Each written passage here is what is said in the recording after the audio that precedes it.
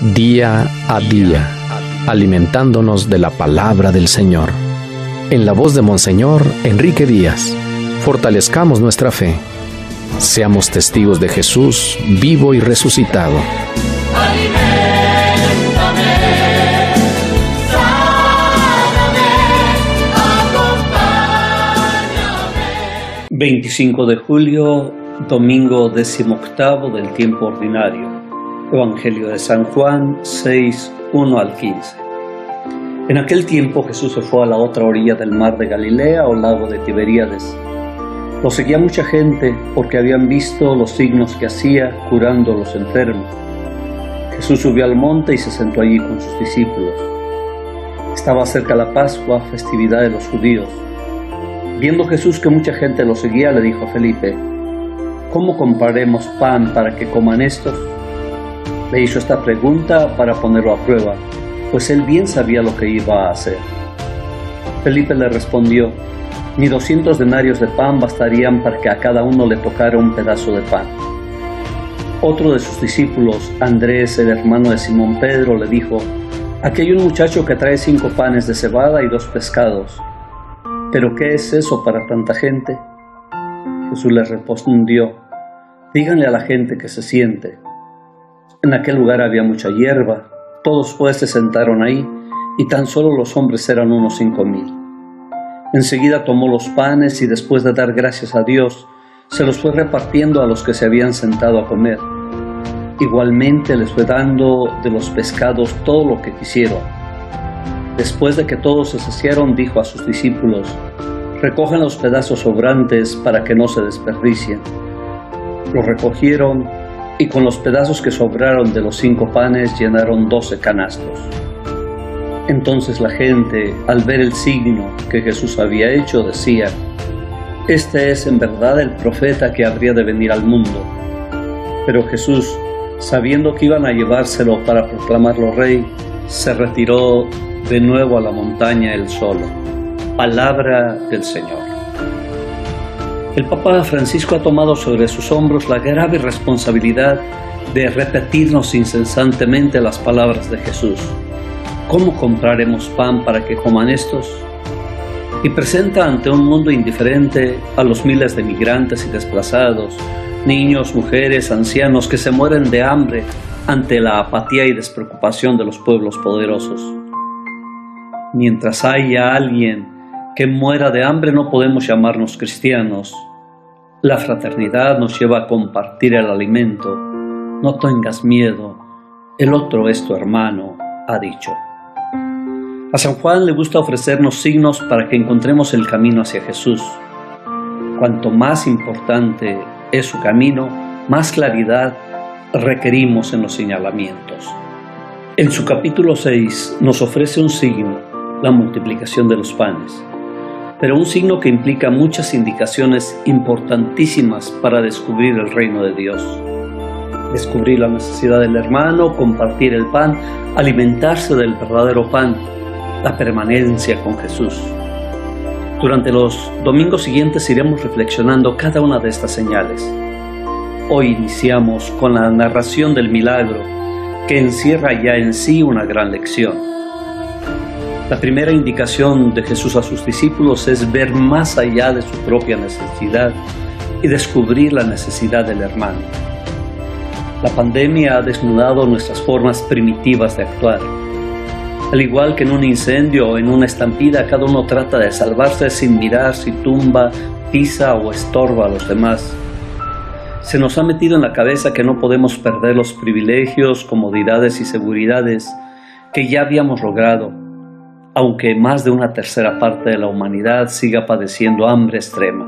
Luchamos por no disminuir nuestro nivel de vida, aunque para eso tengamos que terminar con la poca vida que les queda a los demás. Es incomprensible que en nuestra patria un 90% de la población tenga menos recursos, pero que unos cuantos acaparen y tengan muchos más en plena crisis.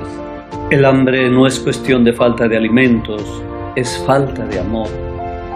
Podríamos dar datos y cifras escalofriantes de muerte, desnutrición y pobreza de millones de personas y quedarnos tranquilamente indiferentes o quizás ocultarnos para que no nos causen inquietud.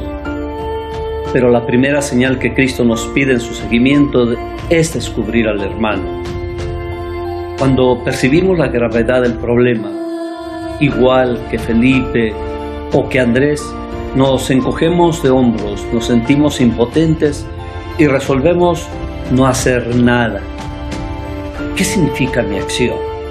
¿Como una gota en el océano o como un granito de arena en el desierto? Nada. Parece ser esa nuestra justificación. Pero la inmensidad del océano está compuesta por millones de pequeñas gotas y la grandeza del desierto se forma de un sinfín de imperceptibles arenas. No soy más que un granito de arena, pero soy capaz de pensar, de amar y de compartir. Tengo responsabilidad en mi comunidad y en el mundo entero. De pequeños granos de arena se han hecho las grandes construcciones.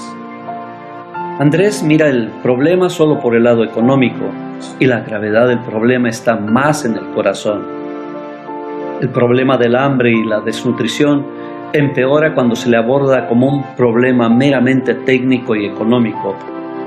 Solo se alcanzará alguna solución si logramos ante todo transformar las estructuras sociales de tal manera que la mayoría participe directamente en la construcción de un sistema fraternal, de una comunidad donde todos podamos vivir como hijos de Dios, nos dice el Papa en Fratelli Tutti.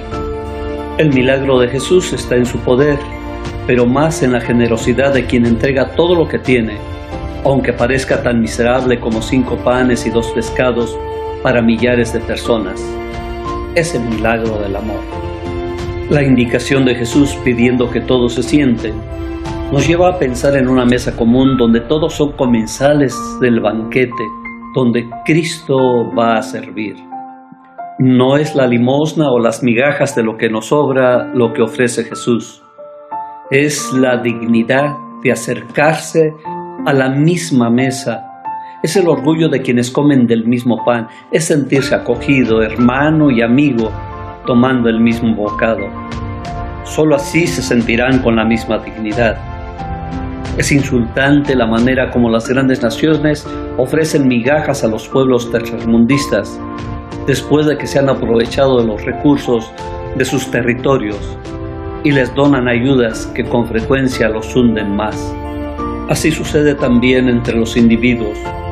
El hambre causa muchas víctimas entre tantos Lázaros a los que no se les consiente sentarse a la mesa del rico Epulón. Dar de comer al hambriento y hacerlo sentir como persona con toda dignidad es un imperativo para todo seguidor de Jesús.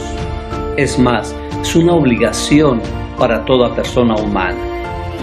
En la era de la globalización, eliminar el hambre del mundo se ha convertido en una meta que se ha de lograr para salvaguardar la paz y la estabilidad del planeta. San Pablo en su carta a los Efesios nos da la verdadera razón para buscar tener una mesa común. No hay más que un solo cuerpo y un solo espíritu, un solo Señor, un solo Dios y Padre de todos. La razón última para compartir y poner lo mucho o lo poco que tenemos en esta gran lucha es esta: tenemos un Padre común. Escuchemos las palabras de Jesús, que nos descubren el hambre y necesidad de los hermanos y nos alientan para poner nuestro mejor esfuerzo, aunque sean pobres y mínimas nuestras aportaciones. Si queremos vivir plenamente la Eucaristía, necesitamos dividir este pan verdadero con el hermano que sufre.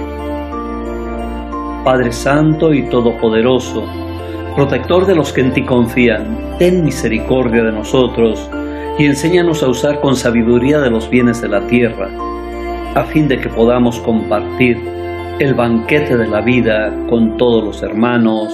Amén. El Señor te bendiga en nombre del Padre, y del Hijo, y del Espíritu Santo.